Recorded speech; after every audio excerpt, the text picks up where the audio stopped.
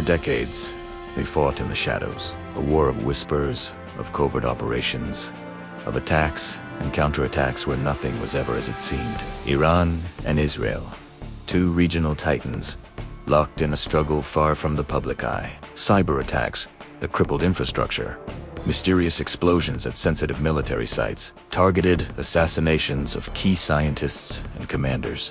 It was a deadly game of chess, played across the entire Middle East, with proxies as pawns and nations as the board. Each move was calculated, deniable, and designed to send a message without triggering an all-out war. But what happens when the shadows are no longer enough? What happens when the whispers turn into roars?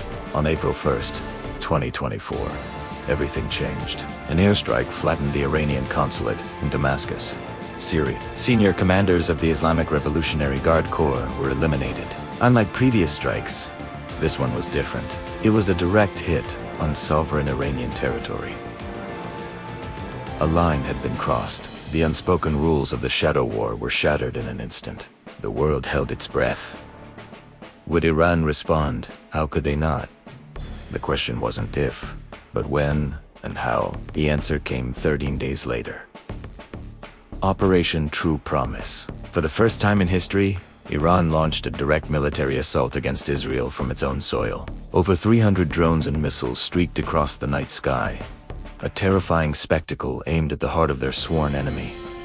It was a declaration. The shadow war was over. A new, terrifying chapter had begun. While Israel's Iron Dome and its allies intercepted nearly every projectile, the psychological impact was immense. The Rubicon had been crossed. Open warfare was now on the table. Israel's response was inevitable. Codenamed Operation Epic Fury, it was a carefully calibrated strike designed to restore deterrence without igniting a full-scale regional inferno. Israeli warplanes, cloaked in stealth, struck deep inside Iran, targeting an airbase near a city home to critical nuclear facilities. The message was clear. We can reach you anywhere, anytime. The strike was precise, limited, yet powerfully symbolic. It was a punch, thrown with restraint, but a punch nonetheless. Both sides had now shown their hand, demonstrating a terrifying capacity for direct conflict. So, where do we go from here? The world teeters on a knife's edge. This direct exchange has rewritten the rules of engagement in the Middle East. For decades, the United States has acted as a buffer, a stabilizing force. But can it still contain this conflict? The global economy is already feeling the tremors. Oil prices are volatile, and critical shipping lanes like the Strait of Hormuz are under threat.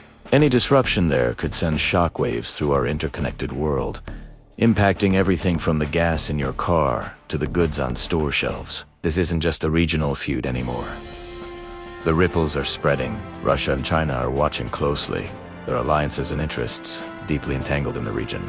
The conflict has the potential to draw in global powers, turning a two-player chess match into a chaotic, multi-sided war. Have Iran and Israel stepped back from the brink? Or have they simply paused to reload? The shadow war may have ended, but the real fear is what comes next, out in the open for all the world to see. The stakes have never been higher. Thank you for watching, and be sure to follow for more updates on this developing story.